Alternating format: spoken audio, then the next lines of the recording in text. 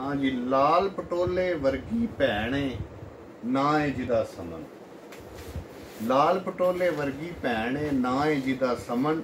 एदी जिंदगी दा मकसद है प्यार, खलूस ते अमन। हर किसे नू खुश रखन लई सारे जतन करदी है।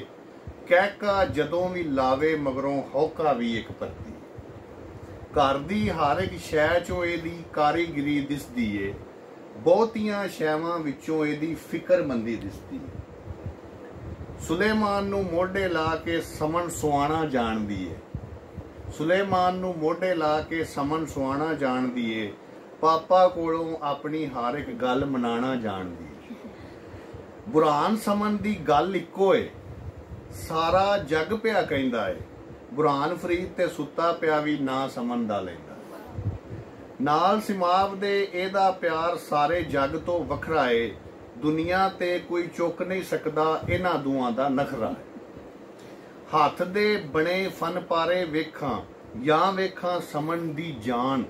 इनू रब अता कीते ने बड़े ही मेहनती नैन प्राण। वेली रवे समन ते हर किसे नाल खिड़ खिड़ हसदी है। चाह पीनी होसू ते अपनी अम्मी जी नू दसदी।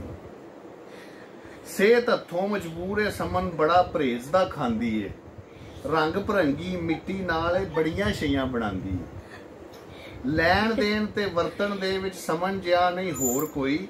सारियां नाल जिंज टुरी टुर सकदा नहीं टोर कोई। आर्ट होवे या कैलीग्राफी रब दी सौं अखीर है समन। आर्ट होवे या कैलीग्राफी रब दी सौं अखीर है समन।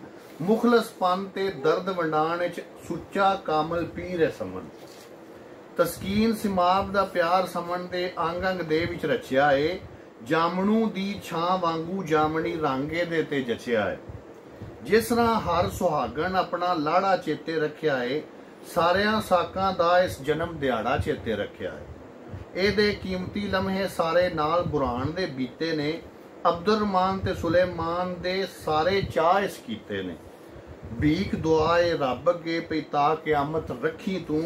भैन समन नू सने हुनर ही सदा सलामत रखी। लो जी।